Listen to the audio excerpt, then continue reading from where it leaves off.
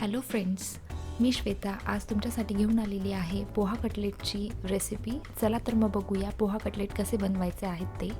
आलं लसूण पेस्ट, बारीक चिरलेली हिरवी मिरची, बारीक चिरलेला कांदा, बारीक चिरलेली सिमला मिरची, बारीक चिरलेले गाजर, बारीक कापलेली कोथिंबीर, उकडलेल्या बटाट्याचा क्रश करून घेतलाय आपण इथे, भिजवलेले पोहे घेतलेत, त्यामध्ये थोडीशी हिरवी मिरची टाकायची आहे,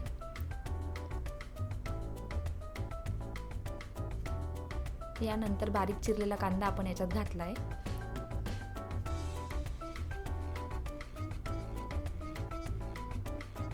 त्याच्यानंतर आपण याच्यात बारीक चिरलेली सिमला मिरची घातलेली आहे, बारीक चिरलेलं गाजर घातलंय,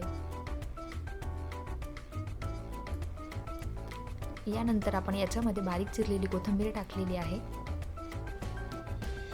त्याच्यानंतर थोडीशी आलं लसूण पेस्ट घातली आहे,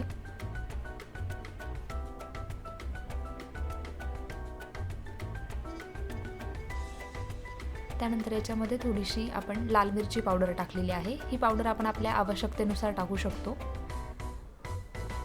त्याच्यानंतर आपण याच्यामध्ये धण्याची पावडर घातलेली आहे, त्याच्यानंतर याच्यामध्ये थोडीशी हळद टाकलेली आहे आपण,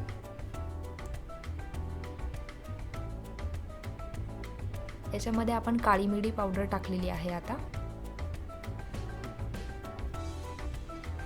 आणि थोडी जिरा पावडर टाकायची आहे, आणि एकदम थोडा गरम मसाला चवीसाठी टाकायचा आहे, आवश्यकतेनुसार मीठ टाकायचं आहे, आणि हे मिश्रण चांगल्या पद्धतीने मिक्स करून घ्यायचं आहे।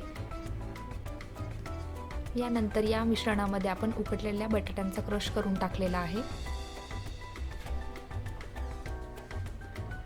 त्यानंतर हे मिश्रण एकजीव करून घ्यावं चांगल्या पद्धतीने।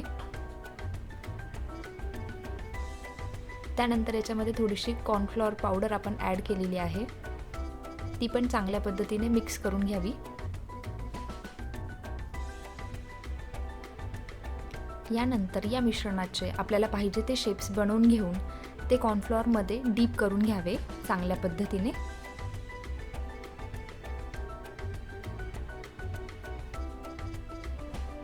सर्व शेप्स आपले बनवून रेडी आहेत, तर आपण तळण्यासाठी घेऊया ते।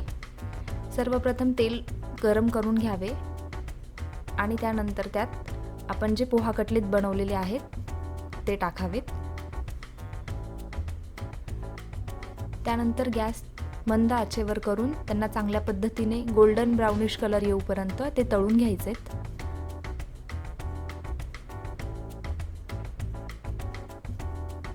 अशा प्रकारे आपले हे पोहा कटलेट तळून झालेले आहेत।